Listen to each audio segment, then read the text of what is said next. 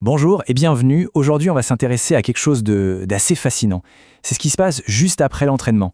Ce processus hormonal, vous savez, complètement invisible, mais tellement puissant, qui démarre à la seconde même où on repose les poids.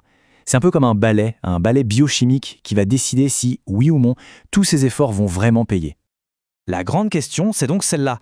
Une fois les poids reposés, qu'est-ce qui se passe vraiment à l'intérieur des muscles?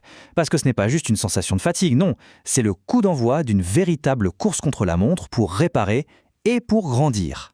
En fait, pour simplifier, on peut imaginer ça comme une sorte de combat, une lutte super intéressante. D'un côté, on a l'équipe des bâtisseurs, les hormones qui veulent construire, qui veulent réparer le muscle, et de l'autre, on a l'équipe des freins, ces facteurs qui sont là pour tout réguler, pour limiter. Et c'est justement l'équilibre entre ces deux forces qui est la clé de tout. Allez, on commence tout de suite par la première équipe, les fameux bâtisseurs. On les appelle les hormones anaboliques. Leur rôle est absolument capital. Il faut vraiment les voir comme l'équipe de construction d'élite du corps qui est mobilisée pour tout reconstruire et en plus solide qu'avant. Et dans cette équipe de choc, il y a 4 joueurs principaux. On a la testostérone, l'hormone de croissance aussi appelée GH, l'IGF-1 et puis l'insuline. Chacun a un job bien spécifique, mais surtout, ils bossent ensemble. Voyons ça d'un peu plus près. On attaque avec le boss, la testostérone, l'architecte du chantier. Son rôle est juste fondamental. C'est elle qui donne le coup d'envoi en réveillant les cellules satellites, qui sont en quelque sorte les cellules souches du muscle. Mais ce qui est vraiment crucial, c'est son double effet. Elle booste la fabrication de nouvelles protéines et, en même temps, elle freine la destruction des anciennes. Une efficacité redoutable.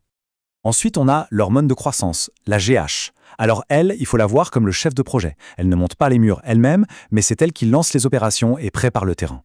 Après un effort, sa mission la plus importante, c'est de passer le relais à son partenaire principal, le fameux IGF-1. Et ce passage de relais, c'est une mécanique super bien huilée. Ça se passe comme une cascade. D'abord, l'hypophyse dans le cerveau libère la GH. Ensuite, la GH voyage jusqu'au foie et lui donne le signal. Et enfin, en réponse, le foie se met à produire et à libérer de l'IGF-1. C'est une chaîne de commandement impeccable.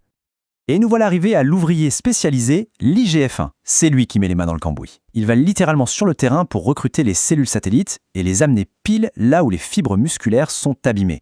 Et ce n'est pas tout, il active aussi la voie mTOR, qui est en gros l'interrupteur principal qu'il faut allumer pour lancer la croissance du muscle. Et pour finir avec l'équipe de construction, parlons de l'insuline. Pensez à elle comme au service de livraison. Pas de briques, pas de ciment, pas de chantier. Eh bien l'insuline, c'est pareil. Elle ouvre les portes des muscles pour y faire entrer les acides aminés, qui sont les briques des protéines. Son action dépend beaucoup de ce qu'on mange juste après l'effort. Bon, on a vu les constructeurs, maintenant il est temps de passer de l'autre côté, parce que pour bien construire, il faut aussi savoir s'arrêter. Il existe donc une deuxième équipe, celle de la régulation. Ce sont des facteurs qui vont agir comme des freins pour être sûr que tout ça ne partait pas dans tous les sens. Et ce conflit, on le voit très bien dans ce face-à-face entre la testostérone et le cortisol. L'enjeu, les cellules satellites.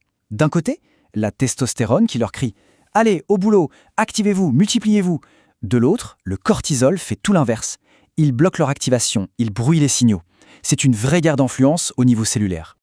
On l'appelle souvent l'hormone du stress, et c'est une bonne image. Un entraînement intense, pour le corps, c'est un stress. Le cortisol est donc libéré pour casser des protéines afin de fournir de l'énergie tout de suite. C'est un mécanisme de survie super utile. Mais le problème, c'est que s'il reste élevé trop longtemps, il devient l'ennemi de la prise de muscle. On termine avec le dernier frein. Et lui, il est un peu spécial, ce n'est pas une hormone, c'est une protéine qui s'appelle la myostatine. Et son seul et unique travail, c'est de dire stop à la croissance musculaire. Si la testostérone est l'architecte, la myostatine, c'est le chef de la sécurité. Son job, c'est d'empêcher que la construction ne devienne incontrôlable. Elle agit vraiment comme un énorme interrupteur off. Elle bloque directement la multiplication des cellules satellites. C'est, de loin, le régulateur le plus puissant qu'on connaisse. Et tout ça nous amène au cœur du sujet. Le but du jeu, ce n'est pas d'éliminer complètement les freins, ils ont leur utilité. Non, la vraie clé de la croissance musculaire, de l'hypertrophie, c'est de trouver le juste équilibre. Un équilibre qui penche en faveur des bâtisseurs. Voilà, ça résume bien la situation. D'un côté, on a l'équipe anabolique, testostérone, GH, IGF-1, insuline. Eux, ils poussent pour construire de la protéine et activer les cellules. De l'autre, on a les freins, cortisol et myostatine, qui tirent dans la direction opposée. Au final, ce qui compte, c'est qui gagne ce bras de fer. Et donc la conclusion de toute cette histoire, la phrase à retenir, c'est celle-ci. La croissance musculaire n'a lieu que lorsque les signaux de construction sont plus forts, plus nombreux, plus puissants que les signaux de freinage. C'est aussi simple et aussi compliqué que ça. Une question de balance. Et ça nous amène à la question ultime, celle qui ouvre sur tout le reste.